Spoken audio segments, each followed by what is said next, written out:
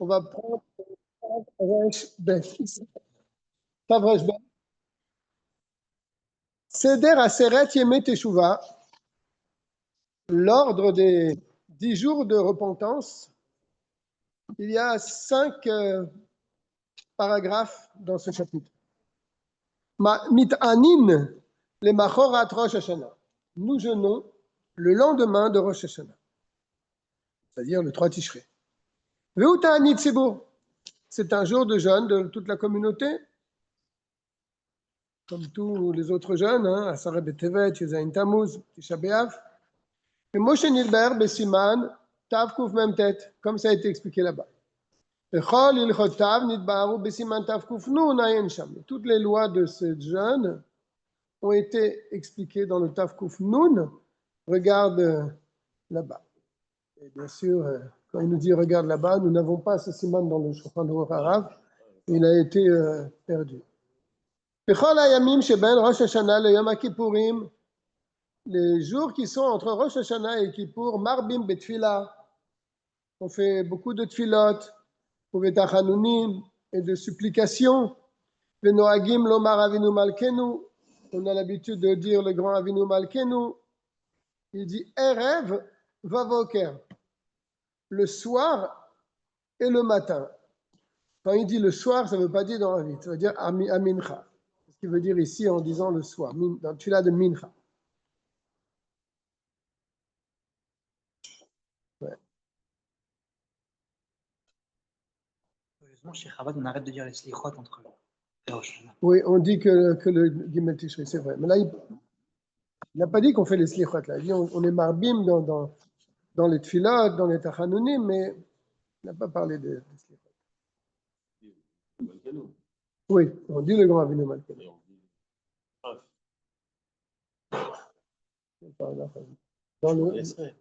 Ah oui, bien sûr, il va certainement pas. Milvad be Shabbat, sauf bien sûr Shabbat, on ne dit pas le grand Avinu Malkenu, parce que c'est un moment, le Shabbat, on ne demande pas ses besoins, sauf qu'Echa, on en a parlé déjà. Pechen be'erev Shabbat, achar mincha, pareil, à Rosh Hashanah, mincha avant Shabbat, le mincha avant Shabbat, erev Shabbat, en omrim oto, on ne dit pas non plus le Avinu Malkenu. Moshe Nilber Besiman, Tav Kuf Pedalet. Gimel, ve'omrim bechol yom chutz mi Shabbat, on dit chaque jour, excepté Shabbat, Gimel Pe'amim, 3 fois, vidouille, le vidouille,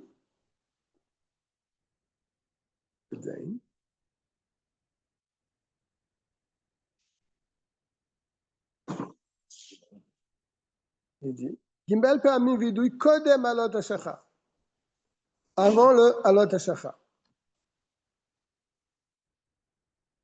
Nous, c'est Avon Vafesha Vechata, c'est le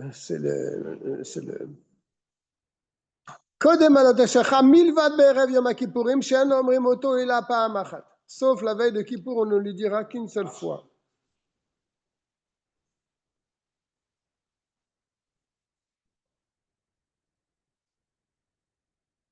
S'il y a une brit mila entre Rosh Hashanah et Kippour, ce jour-là, on ne dira pas Tachanun. Velo ve'urachum, ni le ve'urachum, etc. Aval omrim avinu malkenu, mais nous disons le avinu malkenu.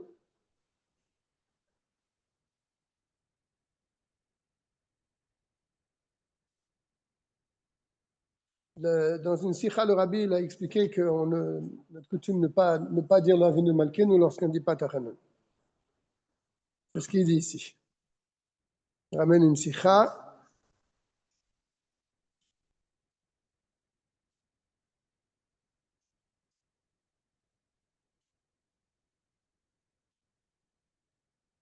Oui. Il ramène en note ici que lorsqu'on ne dit pas le Avinu Malkenu, lorsqu'on ne dit pas Tachanun, on ne dit pas le Avinu Malkenu, et en particulier il amène dans la Sikha que le Avinu Malkenu, il est relié avec le Lam Natseach qu'on dit avant le Uval Etzion, n'est-ce pas? Et quand il n'y a pas Tachanun, on ne dit pas ce Lam Natseach, puisque le Avinu Malkenu, il est relié avec ça, Lam Natseach, donc on ne dit pas non plus le Avinu Malkenu. Velo ve'urachum, aval omrim avinu malkenu, d'après le Shulchan Aruch. Et En notenim cherem ben Rosh Hashanah le Yom Kippourim.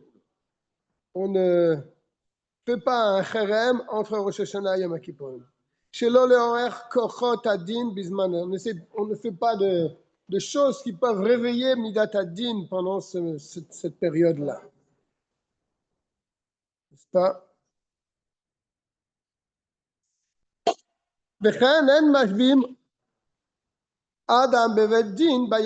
Pareil, lorsque le Bedin doit faire jurer quelqu'un, c'est la Torah, hein, il y a les dinim, même les drabanan, on peut faire jurer quelqu'un, mais on ne le fait pas pendant ces jours-là.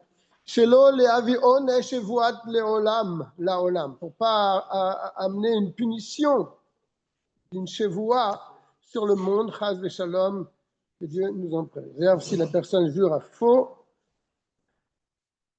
il dit que le onesh, il ne tombe pas seulement sur celui qui a juré à faux, mais également sur sa famille et sur le monde entier, de manière générale. Lorsque quelqu'un il est nishba, la sheker, il ne s'attire pas des ennuis pour lui-même et pour sa famille, mais pour le monde entier.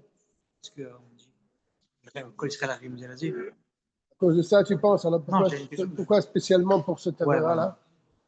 Ça devrait être la même chose pour toutes les autres avérotes. Je ne donne pas la raison.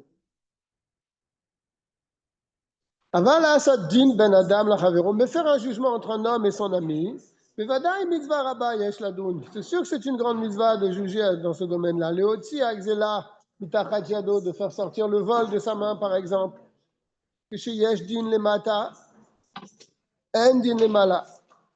Car lorsqu'on juge la chose en bas, en haut, il ne s'en occupe pas, puisqu'on fait notre devoir. Donc, ça ne rentre pas dans le... Et s'il y a une histoire de chevoua entre ces deux-là, entre les deux dinim, alors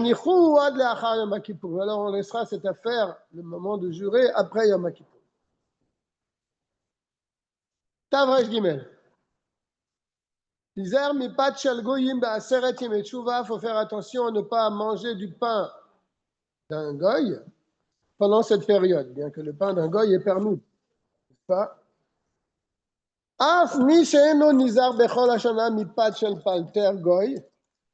Même pour celui qui n'est pas tellement makpid, il ne fait pas tellement attention durant l'année de ne pas manger du pain fabriqué par un boulanger goy.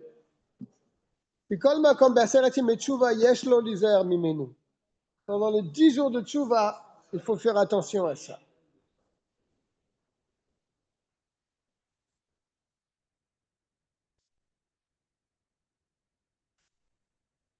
Alors, il amène deux tam en bas.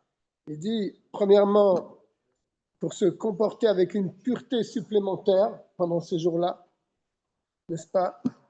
Et pour rappeler que le peuple d'Israël est différent des autres nations, n'est-ce pas? Et ça se remarque particulièrement pendant ces jours-là. Maintenant, on n'a pas tellement de problème à Paris d'acheter du pain gratuit par un juif. Au Hachem, on a tout ce qu'il faut.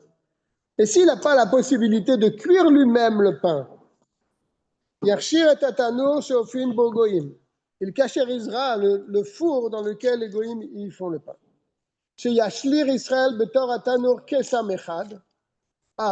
Pas yachir, pas cachériser. Yachir, c'est-à-dire il va le rendre cachère. De quelle manière? En jetant dans le four un petit morceau de bois.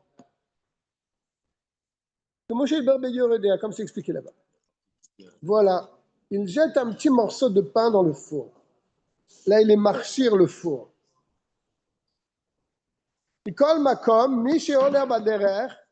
Pourtant, quelqu'un qui est en voyage. Il n'y a pas de quoi manger. Il n'y a pas de pain d'un juif. Mais Arba Milin Mima, comme chez Omed Bo, jusqu'à 4 km, il n'y a pas de pain juif. Et il a faim, il veut manger, il aura le droit de manger le pain fabriqué par un non-juif. Même dans les 10 jours de Tchouva, comme c'est permis d'ailleurs dans tous les autres jours de l'année. Moshe le Bar Yoredea, comme c'est expliqué là-bas.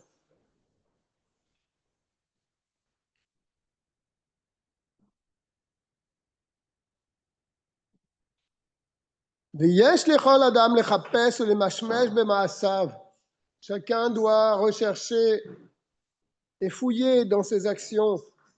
Et revenir sur ces mauvaises actions pendant les 10 jours de Tchouva. Ou se fait qu'Avera tzricha yoter teshuva mais Avera vadaït. Et un doute sur une faute. Est-ce que j'ai fait ça ou est-ce que je ne l'ai pas fait? Je ne suis pas trop sûr. C'est encore plus grave qu'une véritable faute. Qui a la vera vadaït adam mitraret? Bechol libo. Car sur une faute connue, un homme regrette véritablement de tout son cœur. Aval c'est fait qu'avera. Mais quand c'est un safek d'une faute, ou midbarer bilvavo lomar, alors il se renforce dans son cœur et il dit Shema lo asiti avera. Peut-être je ne l'ai pas faite en fin de compte, n'est-ce pas? Veno mitraret alea charata gmura, et donc son regret n'est pas entier parce qu'il se dit il a un doute. La renisha ronesha avera alav, et donc la faute reste sur lui. Ou le karayat sarer korban hasham talouy. C'est d'ailleurs pour cela, on est passé il n'y a pas longtemps dans ce korban, dans Rambam, que pour une faute pareille, sur un doute sur une avéra, on amène un korban, hacham talouy. Le hacham talouy, il retient la punition au-dessus de la tête de la personne. Abal, ça fait que l'yot yoter biyoker, mi korban khatat. Et en plus, le korban hacham talouy, il dit, il est plus cher que leur korban khatat. Abba alavadaï, que lui, le korban khatat, il vient sur une faute connue. Et pourtant, sa valeur est moindre que la valeur du Hacham Taloui. Il ramène ici le Faresh qui dit que le Khatat peut s'apporter avec une pièce qu'on appelle une Ma'a, une seule pièce. Par contre, le Hacham Taloui, lui, il lui faut 48 Ma'ot, 48 pièces pour l'amener. Donc, il est vraiment beaucoup plus cher que le Korban Khatat. Bien, nous rentrons maintenant dans Ilchot Yom Kippourim, dans le Siman Tared, Stavresh Dalet, Seder Erev Yom Kippour, l'ordre de la veille de Kippour. Veinitem et nafshotechem. C'est un verset. Vous mortifierez vos âmes. Betish ala chodesh, le 9e jour du mois. C'est le pasuk dans Vaïkra.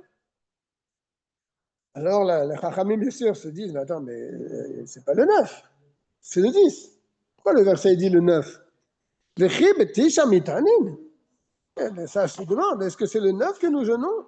Mais non, le jeûne, c'est le 10. Alors, qu'est-ce qu'il veut dire le pasuk? En plus, il y a un autre verset sur le 10.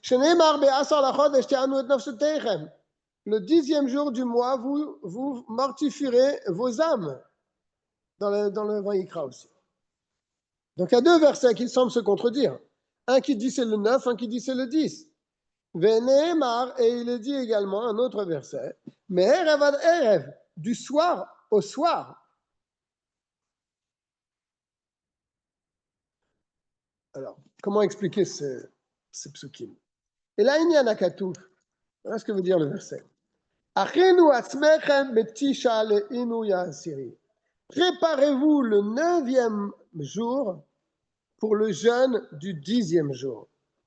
Comment se préparer?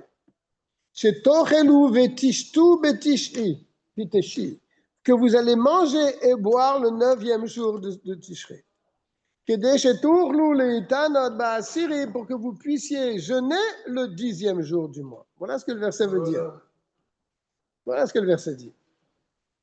Préparez-vous le 9. Préparez-vous le 9. Abraham, maintenant tu viens? Mais non, je suis douché tard. Ah, d'accord. Mais c'est vrai qu'aujourd'hui, c'est nous qui sommes en avance. Ben, c'est pas grave, t'as rien raté. Tu peux venir t'asseoir. Le pasuk nous dit que le 9, vous vous préparez pour le jeûne du 10. Voilà, comment se préparer? En mangeant et en buvant.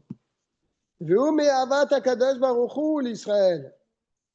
Donc c'est un ordre de la Torah, n'est-ce pas? C'est pas, bon, je vais manger. Non, la Torah t'ordonne de manger le 9e jour de Tishrei. Et ça montre l'amour que Dieu porte pour le Ben Israël. Il leur a demandé de jeûner un jour dans l'année. Ou le Tovata, mais en plus ce jeûne, il est pour leur bien. Les chaper avonotehem, pour le pardon de leurs fautes. Et pour cela, il leur a aussi ordonné. Qu'est-ce qu'il est gentil, le bon Dieu. Il nous a donné un seul jour de jeûne dans l'année, n'est-ce pas? Et en plus, c'est pour notre bien, pour pardonner nos fautes. Mais quand même ça, c'est dur pour Dieu de nous le donner ce jour. Qu'est-ce qu'il fait? Il nous ordonne de manger le 9, comme ça on pourra supporter plus facilement le jour de jeûne. C'est gentil, bien sûr. Ça montre l'amour que Dieu a pour le peuple juif. Mais Tzivam, il leur a ordonné chez Yochlou veishtu techila, qu'ils mangent et qu'ils boivent avant, chez Loyazik lahem ta'anu, aïnouï, pour pas que le jeûne les endommage. D'accord? Maintenant, tu me dis d'accord, c'est bien beau ce que les Chachamim m'ont dit. Le 9, ce n'est pas un jour de jeûne, c'est un jour où Dieu nous ordonne de manger. Mais pourquoi la Torah l'a écrit? Elle aurait pu le dire clairement. Elle a dit vous mortifierez vos personnes. Pourquoi elle a sorti ce dîne-là de manger en utilisant le contraire de manger? Alors il répond sur ça le Morazaken. Et ça que la Torah elle a dit qu'il faut manger avec le langage de inouï qui veut dire mortifier. Velo amar beperouche. Elle aurait pu le dire clairement. Elle aurait pu dire Torlu betish ala chodesh. Vous mangerez le 9e jour. Non, elle a dit veinitem et nafshotechem.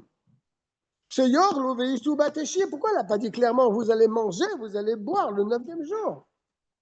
Le marlecha, pour t'apprendre autre chose.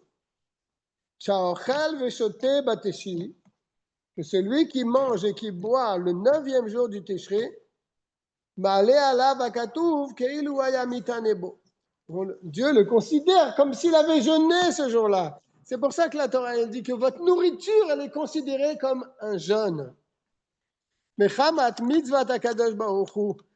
fait que Dieu nous a ordonné, il a donné la mitzvah,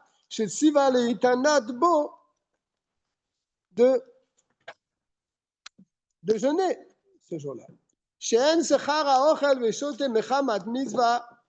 Parce que le salaire de celui qui mange pour faire une mitzvah ne ressemble pas au salaire de celui qui jeûne pour faire une mitzvah. Ce n'est pas le même salaire. Car celui qui jeûne, il a un plus grand salaire a priori. Mais dans ce cas-là, ici c'est ça l'explication du verset. Je m'explique.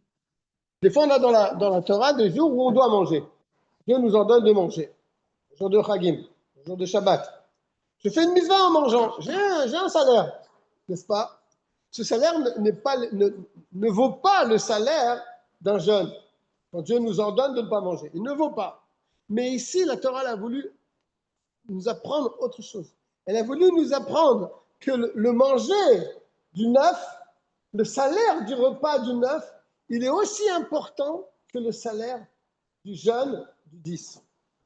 Voilà ce que la Torah a voulu nous dire. C'est pour ça qu'elle a dit ce mot-là, ve'initem et nafshotechem. Je reprends. Aval ze sheochal ve'shote bateshi. Mais celui-là qui mange et qui boit le 9e jour, Scharo arbe meod. Son salaire est énorme. Keilu haya mitane. Comme si qu'il jeûnait, et entre parenthèses, Bateshii ou Baasiri.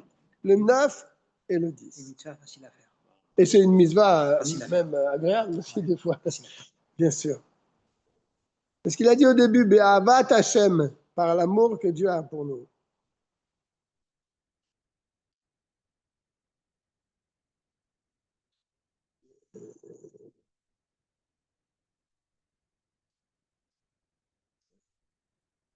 D'accord. Cette parenthèse-là, il faut l'expliquer. Bechamat mitzvat hakadosh baruch hu shetziva leitanot b'shneim. Par la mitzvah que Dieu nous a ordonné de jeûner. וכיוון שיום הכיפורים בעצמו אי אפשר לכבדו במאכל ובמשתה, כדרך שמכבדים שאר יום טוב, car puisque le jour de Kippour, on ne peut pas l'honorer par un bon repas comme on le fait les autres jours de Yom Tov. צריך לכבדו ביום שלפניו. Alors comment tu lui donnes le kavod à ce jour? Par le jour d'avant. לפיכך אסור להתענות בו, c'est pour ça qu'il est vraiment interdit de jeûner le 9. אפילו תענית חלום, même le jeûne d'un mauvais rêve, חס ושלום. אף על פי שמותר להתענות תענית חלום אפילו בשבת ויום טוב. Même qu'un תענית חלום, on avait déjà étudié ça, c'est moutar, même Shabbat et même Yom Tov. מכל מקום בערב יום הכיפורים שהאכילה נחשבת כעינוי, pourtant, la veille de Kippour, que le repas est considéré comme le jeûne lui-même, comme on l'a dit précédemment, on n'a pas le droit de jeûner ce jour-là. Et là, yochal ve'yishte, il mange et il boit, ve'chashev lo keilu itane al chalomo. Et il pensera que ça lui est compté comme un jeûne pour son mauvais rêve. Wow. Oui. ומכל מקום, pourtant, מי שירצה להתענות על חלומו עד סעודת המפסקת, celui qui voudrait jeûner jusqu'à סעודת המפסקת, il va manger le 9, mais pas toute la journée. סעודת המפסקת, il va le faire. Il veut jeûner pour son jeûne, pour son mauvais rêve, jusqu'à סעודת המפסקת. אין למחות בידו. Il ne peut pas, malgré tout, l'empêcher, n'est-ce pas? Il dit que c'est mashma de ces mots de l'Admour Hazaken, il ne faut pas faire ça. N'est-ce pas? On le voit du mot. On ne l'empêche pas. C'est-à-dire, bon, tu veux vraiment le faire, mais tu n'aurais pas dû le faire. Mais vraiment, tu es têtu, tu veux le faire quand même. Bon, alors on peut le laisser. Les fiches Erev Yom Kippur et Menodom et les Shabbat. Parce que la veille de Kippour, ce n'est pas comme Shabbat, sur lequel il est dit Vekarat à la Shabbat oneg. Le Shabbat entier est un oneg. C'est pour ça que même un instant de Shabbat, on n'a pas le droit de jeûner, les Shem Ta'anit, si on le fait pour un Ta'anit. Imeno Ta'anit Chalam, sauf dans un cas de Ta'anit Chalam. Comme c'est expliqué là-bas. Aval Be'erev Yom HaKippurim, shelo ne'emar bo oneg. La veille de Kippour, c'est pas marqué oneg dans la veille de Kippour. La chemise va l'échol, mais c'est une mitzvah de manger. Et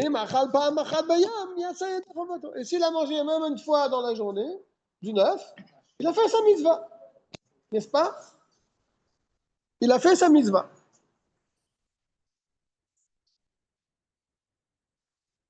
Quel sujet? Un Nitralam? À Shavuot? Oui. Vague souvenir. Un vague souvenir. Là, il a dit, hein, Shabbat et Yom Tov, c'est moutar. Regardez en note qu'est-ce qu'il dit.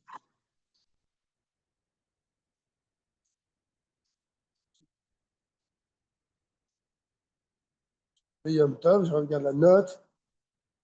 Non, il ne relève rien. Il relève rien. Vim avar. Et s'il a transgressé, même volontairement, Ota, où il s'est trompé, donc involontairement. Veitana kolayam. Il a jeûné toute la journée, il ne savait pas. Ou bien volontairement, un bémézide. Alors, dans un cas pareil, il faudra qu'il jeûne après Kippour. C'est-à-dire, le jour de Kippour lui-même ne suffit pas pour ça. Il faudra qu'il jeûne après Kippour. Parce que tu ne peux pas, quand quelqu'un, on a vu ça pour Shabbat, quelqu'un il fait un jeûne pendant Shabbat, Tanit Chalom, on dit qu'il faudra qu'il jeûne le lendemain pour pardonner qu'il a jeûné Shabbat, malgré tout, malgré qu'il a jeûné avec la permission. Alors ici, je jeûne demain, Kippour, je jeûne. Ça va me compter aussi pour ce jeûne que j'ai fait. On te dit non, il ne peut pas marcher pour deux choses. Après, c'est ta vie. Hein. Qu'est-ce qu'il dit ici? Et s'il a jeûné malgré tout, le 9 Tishri, il faudra qu'il jeûne après Kippour. Un autre jeûne. Par ça qu'il a fauté en jeûnant la veille de Kippour. Mais s'il a jeûné jusqu'à Seuda Mafseken, mais il a fait Seuda Mafseken, on a dit tout à l'heure ça passe. Il n'a pas besoin de jeûner après Kippour, puisqu'il a mangé malgré tout le 9.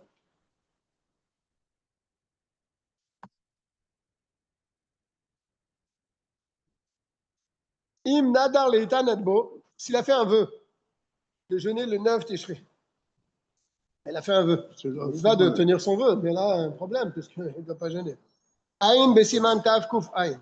Regarde là-bas dans Tavkouf Aïn.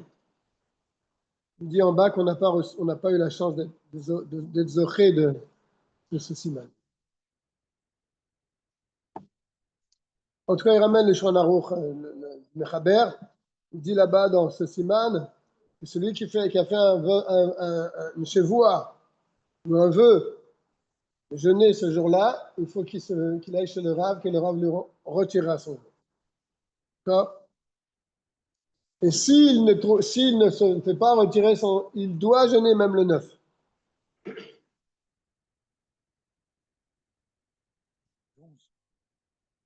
Et même le 11, il n'a pas jeûné. Lui, le 9, non. Premièrement, il doit aller voir le Rav pour qu'il lui enlève le neder et pour manger le 9. S'il n'a pas vu le Rav, alors il doit jeûner, faire son neder, faire son vœu et jeûner. D'accord? Et il n'aura pas besoin de rattraper ce qu'il dit ici en bas. Dans un cas où il avait fait le neder. Même que d'après le din, la veille de Kippour, on peut faire un espède. Chez nous, Yom Tov Klal. Pas un Yom Tov. Ven Boma'ala, il n'a pas une grandeur particulière ce jour-là. Sauf qu'on doit manger. Et la chemise va aller la seule grandeur qu'il a, c'est qu'on doit manger. Mais il n'y a pas le oneg, il n'y a pas de. C'est pas un Yom Tov. Mais comme Noagim la Soto Yom Tov. Pourtant, on a quand même l'habitude de le faire comme un Yom Tov. Donc, c'est pour ça qu'on ne fait pas de espède. Ven maspidin bo ela al chacham befanav. On fait le espède seulement pour un sage, alors qu'il se trouve encore présent devant nous, lorsqu'il n'est pas encore enterré. Ou bien le jour où on entend qu'il est décédé.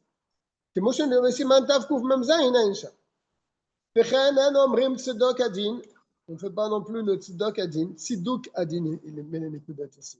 Et là, al-chacham befanav, seulement pour un sage, lorsqu'il n'a pas été encore enterré. C'est quoi tziduk adin? J'explique en bas, c'est quoi?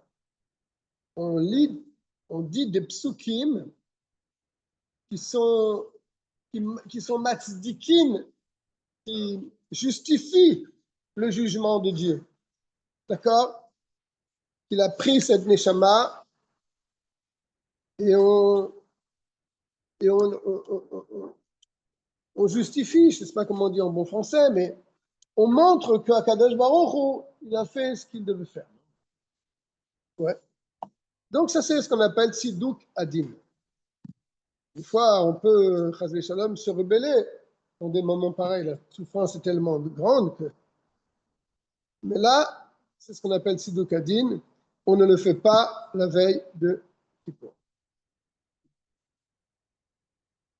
Et là, Al-Chacham Befanav, sauf si le tzaddik il est encore devant nous, il n'est pas encore. Pechanan Omrim Bo Tachanoun, la veille de Kippour, on ne dit pas non plus Tachanoun, parce qu'on l'a rendu comme un Yom Tov, n'est-ce pas?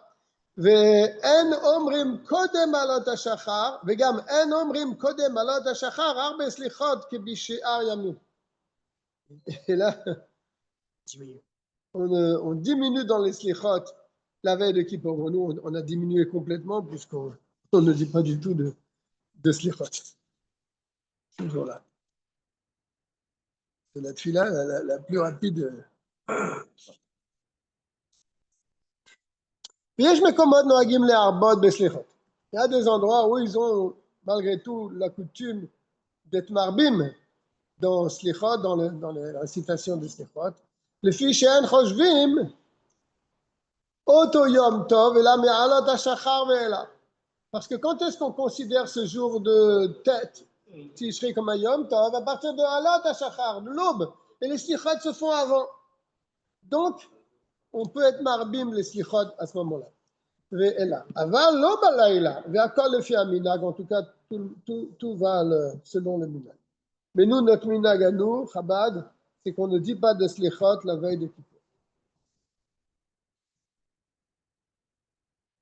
Et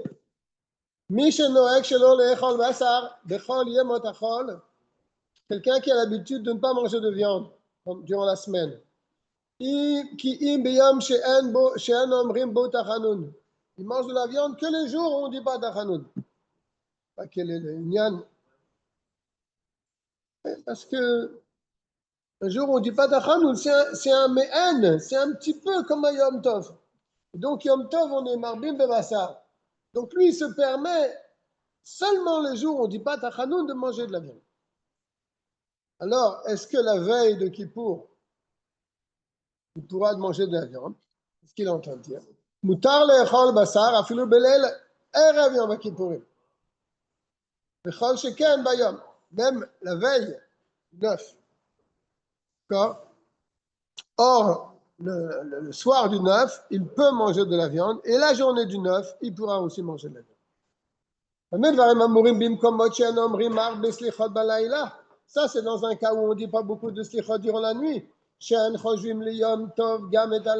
Parce qu'ils considèrent déjà la nuit du 9 comme un Yom Tov en lui-même. Mais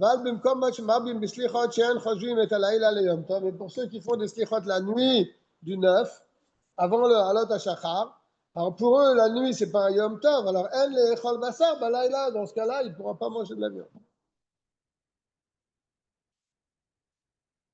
Et même dans un endroit où on ne fait pas beaucoup de slichot la nuit du 9, il ne mangera de la viande que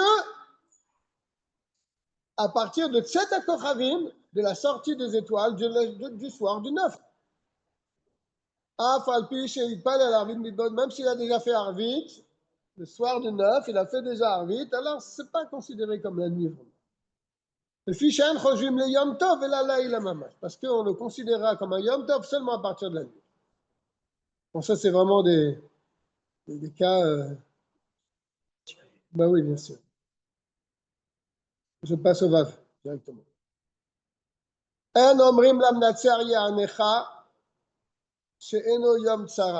ne dit pas le Teilim Chaf dans la Tfila, car ce n'est pas un jour, Chaz v'Shalom, de malheur. On ne dit pas aussi Mizmor le Toda. Mitaam Shenilber Besiman Nun Aleph. Ça a été expliqué la raison dans le Nun Aleph.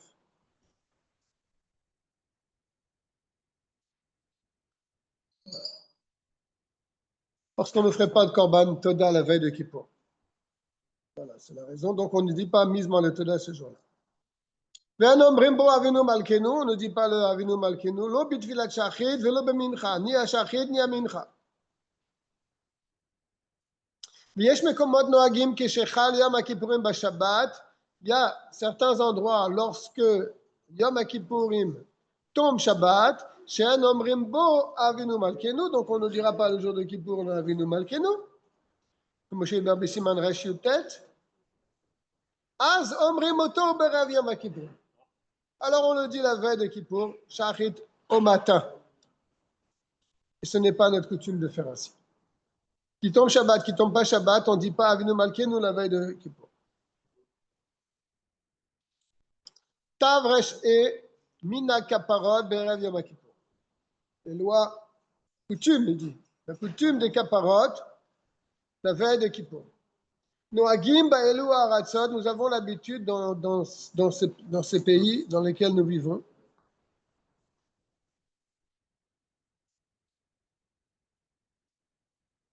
Bon. Il amène le Mechaber. Le Mechaber, il dit, il va contre cette, dans le Kaparot. Il dit, Ma shenoagim la'asot kapara berev yom kippourim, ça c'est le Mechaber. Ça que certains ont l'habitude de faire la kapara la veille de Kippour, je le lis en bas. Hein. Yesh limnoa aminag. Il faut empêcher ce minag. Parce que Mishum Darke Aemori, c'était la façon de faire des Aemori des Goïms. Pourtant, le Maaseh Titkabel Mina Kaparot Kemat Bechol Tefutzot Israël.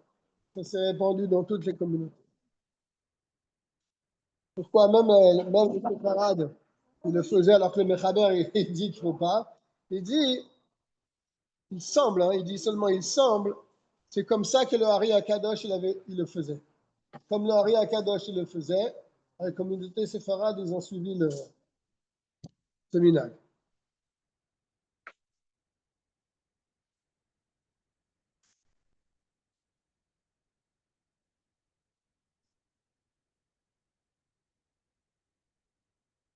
Il y a un Alpi Kabbalah. Il dit, je vais vous la dire, là, il dit le Tarnegol, le coq, il s'appelle aussi Gever. On l'appelle Gever aussi. Et on fait la shrita de ce Gever, de ce coq, au petit matin. Pourquoi? Parce qu'au petit matin, il y a un fil de chesed, il y a une lumière de chesed qui est gover, qui vient dans le monde. C'est ça.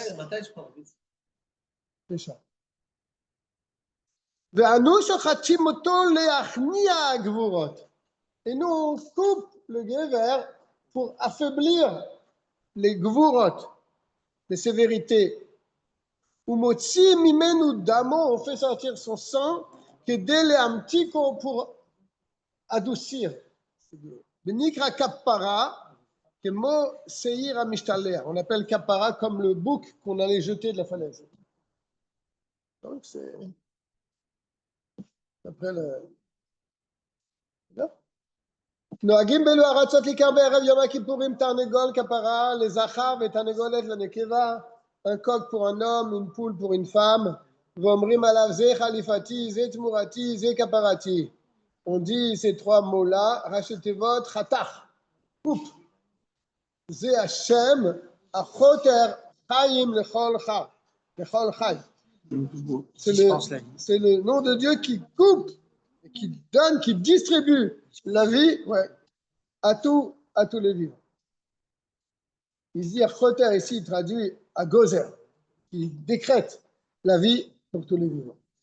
Pour Machazir Osaviv Rocho, on le fait tourner autour de sa tête et on dit aussi Bene Adam, aussi Mken Gimel Peami. On dit ça 3 fois.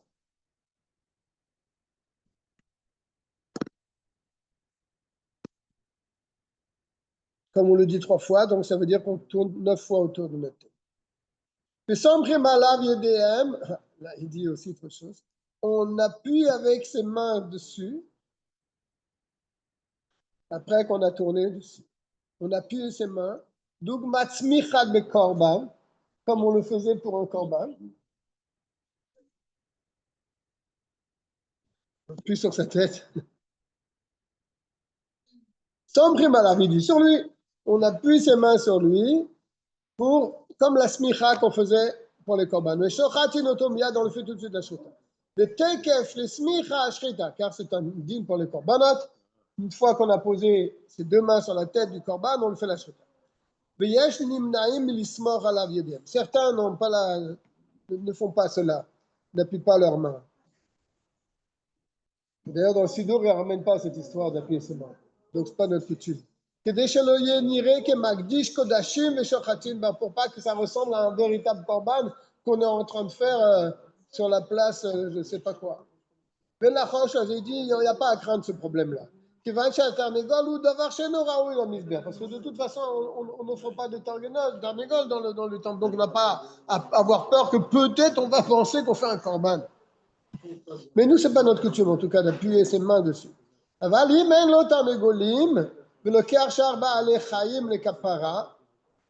contre, s'il prend autre chose pour faire la kapara, prend une chèvre, par exemple, s'il arrive à la tourner autour de sa tête, alors il ne faudra pas prendre des pigeons, des tourterelles, ou bneyona, ou des petits oiseaux. Oui, car eux, oui, on peut les offrir sur le temple. Mais si tu mets tes mains sur eux, alors oui, là, on va peut-être penser qu'il fait un korban en dehors du temple. Il y a une irée qui magdish kadashim veshochatin bachut. Ou bocharim et tarnegolim levanim. On choisit des coqs blancs. Car il est dit, im yiyu chataechem kashanim, kasheleg yalbinu. Si vos fautes étaient comme du rouge, alors ils deviendront blancs comme la neige. Ça s'arrêtera là pour aujourd'hui, puisque je crois qu'ils sont poussés pour faire un rite. On a bien étudié pour. Non, ça me rappelait rien du tout.